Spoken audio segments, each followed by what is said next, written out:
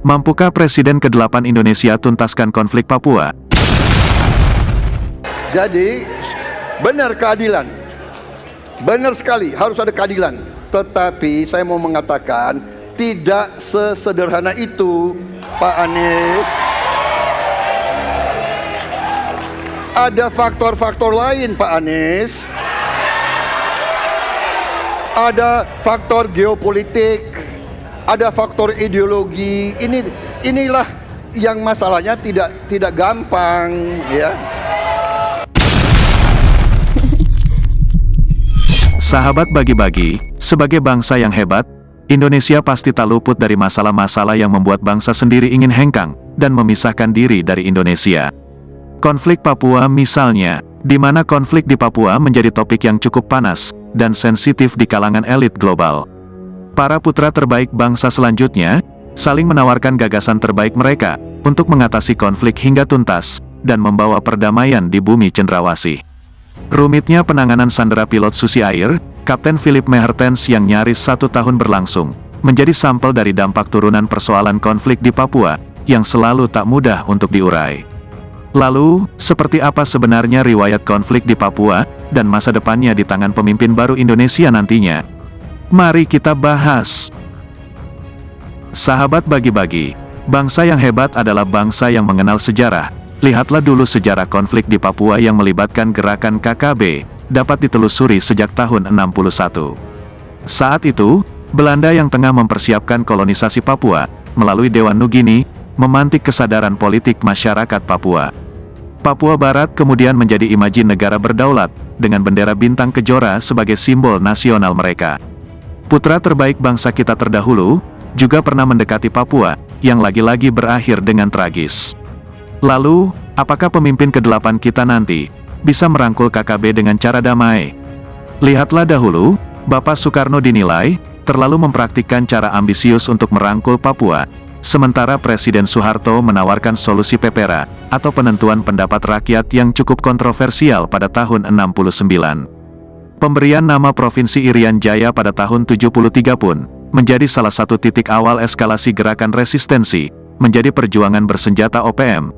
Lantas mendapat dukungan dari sejumlah kelompok masyarakat di Papua, plus simpati internasional, seperti Tuvalu dan Vanuatu saat itu. Sahabat bagi-bagi, jangankan memiliki semangat yang sama, gerakan OPM juga memiliki kelemahan setelah 1 dekade ia berdiri. Utamanya saat tokoh pionir mereka yang saling cekcok, untuk posisi sentral kepemimpinan mereka di akhir tahun 70-an. Keberadaan Freeport di Papua juga menambah variabel konflik lain, yang dimana Presiden Soeharto, yang mengerahkan ABRI ke Papua, dan yang berakhir dengan tidak mengenakan. Bahkan, konflik terus terjadi di beberapa periode setelahnya, misalnya saat krisis Sandera Mapenduma di tahun 96. Konflik juga masih terjadi setelah Soeharto tumbang hingga saat ini. Tidak bisa dipungkiri, bahwa saat berbicara konflik di Papua, entah bagaimanapun konteks dan arah perspektifnya, selalu muncul kontranarasi, bahwa Jakarta atau luar Papua cenderung tidak memahami persoalan sesungguhnya. Ini ternyata jadi salah satu faktor penghambat titik tengah penyelesaian konflik. Berbicara penyelesaian gerakan separatisme, memang tidak mudah bro, harus berdiskusi sambil ngopi. Lah soal Papua ini, sama sekali tidak didiskusikan sama sekali, atau ngopi bareng mereka, kita malah main sikat. Jadi mampukah putra terbaik bangsa kita, yang ke-8 mampu menangani itu? Sahabat bagi-bagi, konflik di Papua tidak bisa diselesaikan hanya dengan kekuatan senjata TNI maupun Polri, dan begitu pula bagi KKB.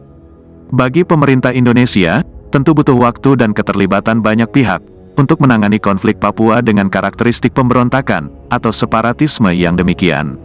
Lihatlah di kasus orang-orang Kurdi di Anatolia, yang 200-an tahun belum rampung juga konfliknya hingga hari ini. Tapi jangan selama itu dong Indonesia menyelesaikan persoalan di Papua, karena bagaimanapun keadaan yang damai, akan membantu pembangunan kesejahteraan masyarakat Papua. Dalam catatan PBB, sampai saat ini terdapat 113 dari 193 negara, atau 58% anggota PBB yang masih disibukkan dengan penanganan insurgensi dan separatisme. Beberapa di antaranya ada yang mirip dengan konflik di Papua. Penanganan gerakan separatis secara damai memerlukan waktu dan energi yang tak sedikit. Harapan terbaik tentu menanti Presiden ke-8 Indonesia, nantinya untuk mengurai konflik Papua, dan membawa perdamaian di sana. Sahabat bagi-bagi, kesalahan besar kita di awal kemerdekaan, selama bertahun-tahun memang mengabaikan mereka. Padahal pada awalnya banyak dari mereka berharap akan bergabung, Indonesia pasti akan sejahtera.